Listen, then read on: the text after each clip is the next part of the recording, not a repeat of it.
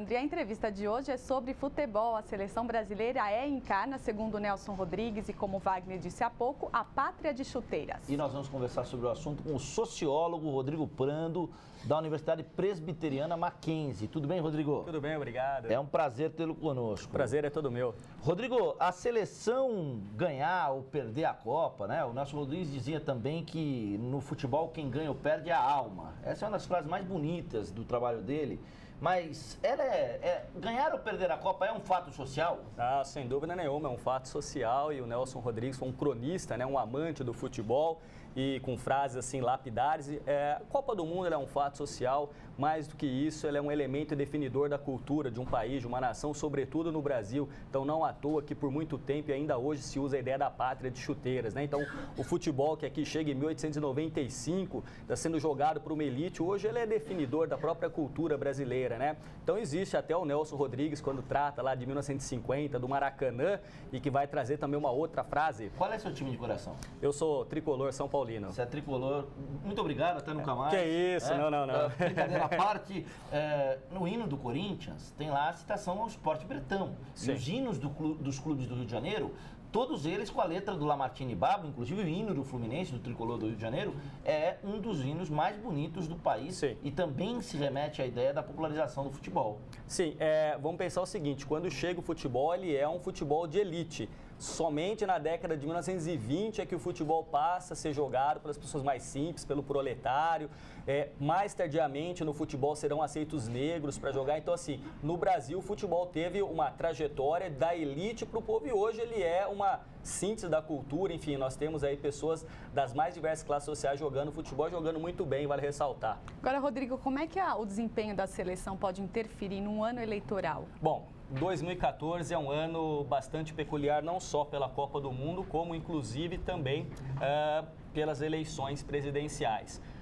Vamos pensar o seguinte, de 2007, quando foi anunciado o Brasil como sede, né, o Lula fez um discurso em Zurique, na Suíça, dizendo que não se comprometia apenas o presidente, mas toda a nação brasileira a fazer uma grande Copa do Mundo, né, porque a primeira em 50 e agora o Brasil estaria bem mais preparado. Só que em 2007 o cenário global era outro, o Brasil estava numa economia ascendente, estabilizada, e aí quando o Lula faz a sua sucessora, a Dilma, o quadro já é outro. Os 2 primeiros anos do governo Dilma foram muito tranquilos, se não foram muito bons, também não foram tão ruins. Mas 2013, com os protestos aqui em São Paulo, foi definidor. E daí nasceu a história de não vai ter Copa ou queremos educação, transporte padrão FIFA. Então, hoje, às vésperas da Copa, nós temos ainda muito presente na memória da sociedade, sobretudo aqui em São Paulo, essa ideia da Copa do Mundo de Futebol. Eu imagino que a seleção brasileira campeã do mundo, isso vai deixar, obviamente, as pessoas muito mais felizes e esse otimismo pode ser transferido para a figura da presidente.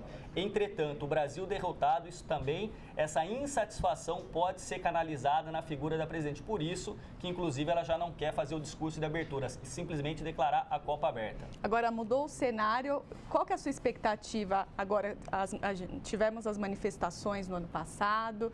Agora você acha que vai dar uma acalmada durante a Copa ou acha que vai haver manifestação? O que você acha? Tá, é impossível prever, né? Porque a gente não tem condição de prever.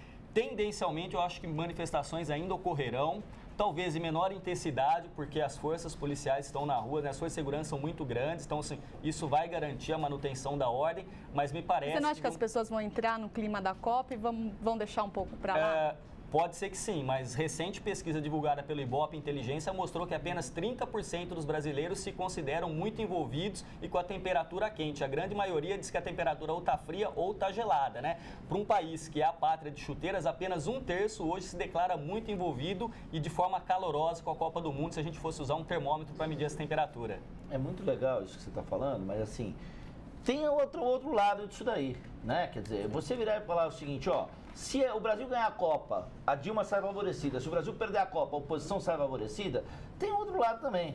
O que pode ser o cara pensar numa coisa simplista, que é: o Brasil perdeu a Copa? Paciência, eu estou satisfeito com o rumo que meu país está tomando e vamos em frente. Ou eu não estou satisfeito e vamos com a oposição mesmo. Não tem um pouco desse viés? Não, por isso que não dá para você fazer grandes previsões, por isso que eu usei a palavra tendência. Sim. Tendencialmente. É impossível prever, né? O sociólogo, o cientista político não tem bola de cristal. Sobretudo em política, né? Sempre é dito que o dia seguinte é muito tempo, né? Sim. Agora, é um momento bastante peculiar para o Brasil. Aliás, Então, de quem é essa frase? Que o dia seguinte é muito tempo Ah, na não política, sei, você lembra? não sei te dizer, mas é muito recorrente, É inclusive muito na boca dos recorrente. próprios políticos, E né? dos analistas pela televisão. Pela televisão, não sei te dizer de quem é a frase. Ô, Rodrigo, quais são as articulações econômicas, diplomáticas e políticas que o futebol puxa, que o futebol motiva, suscita? Bom, vamos por partes. Não, o futebol hoje, ele é um evento, mas ele é, sobretudo, uma grande mercadoria, né? O Brasil é um exportador de craques, né? Então, isso é fundamental, porque, assim,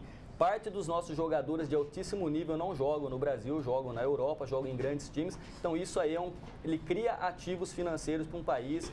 Inclusive, a negociação do Neymar é bem evidente nesse caso, né? Em termos diplomáticos, o futebol sempre esteve envolvido aí, porque o futebol é uma disputa, não é?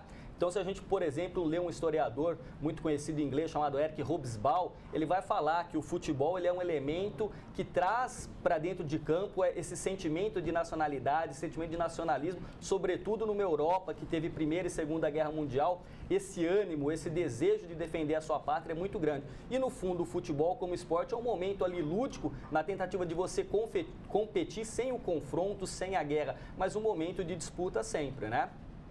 Legal. E qual que é seu palpite para o jogo de amanhã? Bom, amanhã eu acho que o Brasil deve passar fácil, né? Enfim, eu acho que o Brasil vai fazer um bom jogo, sobretudo por conta da torcida. Eu acho que dentro de campo as coisas estão indo muito bem. A seleção, na minha perspectiva, tende a ser uma seleção campeã do mundo novamente. Quem sabe isso não possa dar um ânimo, né, para as pessoas. Sem dúvida. Confiante no Hexa.